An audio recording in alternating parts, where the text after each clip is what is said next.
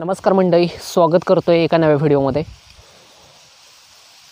गरीब कुटुंबात जन्माला आलो हा माझा गुन्हा नाही, पण जर या विश्वाच्या पाठीवरून जात असताना जर गरीब म्हणूनच गेलो ना, तर तो सगळ्यात मोठा गुन्हा आहे बरं का।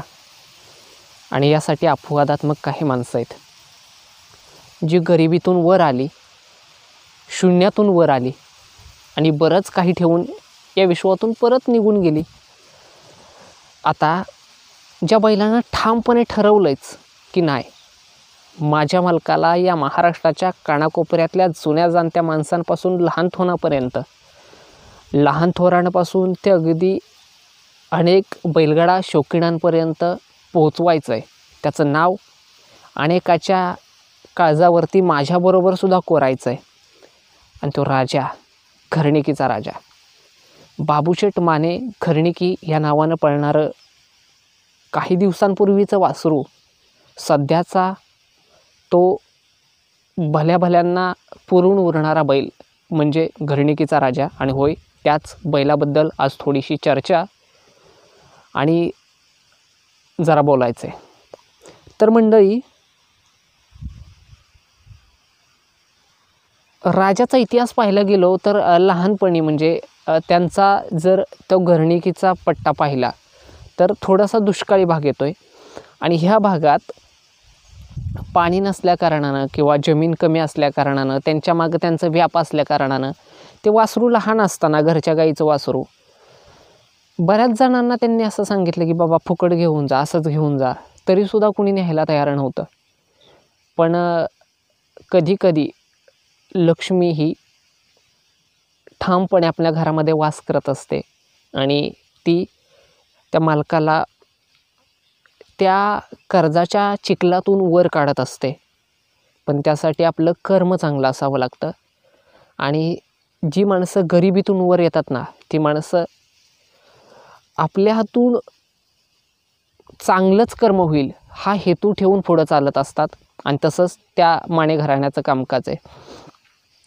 आता बऱ्याच दिवसापासून चर्चेत आलेला बैल आणि त्या बैलावरती आज बोलण्याचं कारण पण तसंच आहे मंडळी। राजा सध्या अनेक बैलांबरोबर पळतोय आणि बऱ्याच बैलांबरोबर पळत असताना तो अनेक मैदानात चर्चेत येत चालला आहे। परवा पेठ नाक्याच्या मैदानात रायफलबरोबर 81 रायफल याच्याबरोबर त्याने 3रा क्रमांक मिळवला। परवा घरणिकीचा राजा आणि हरण्यानं प्रथम क्रमांक मिळवला।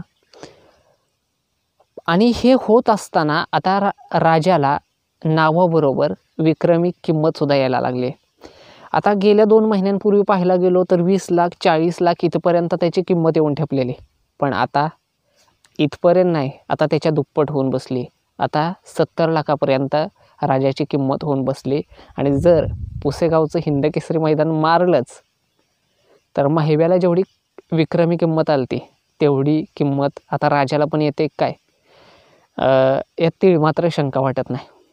असो, पण ज्यावेळी राजाला ह्या किमती येत आहेत ना, त्यावेळी मालकिणीच्या डोळ्यातनं आपसूक पाणी येत आहे।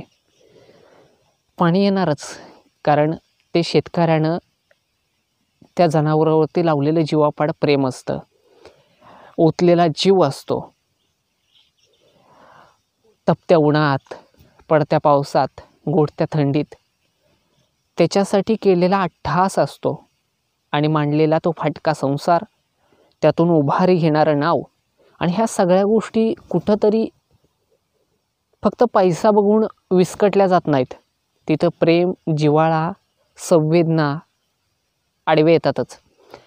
आणि मग मंडळी, जसजशी राजाला किंमत यायला लागली तसतसं आईच्या डोळ्यातून म्हणजे त्याच्या मालकिणीच्या डोळ्यातून पाणी यायला लागले। त्या म्हणतायत की जर राजा आमच्या दावणीला नसताच तर मग आम्ही कशाच्या जीवावरती मोठं झालो असतो। मंडळी, राजाच्या म्हणजे त्याला एक घरचा सदस्य म्हणून समजलं जातं। मग त्या माने घराण्यात 3 मुलं आहेत आणि ते 2 उभा आहेत, पती पत्नी, अशी ती 5-6 माणसांचं ते कुटुंब आहे। आणि ह्या कुटुंबात त्या मुलांची आता लग्न करा किंवा तुम्ही ज्या काही गोष्टी विकल्या, मग गाडी असेल, बकरी असेल, ह्या गोष्टी परत घ्या, आणि राजाला विकून टाका असं समाजाकडून म्हणलं जातं आहे.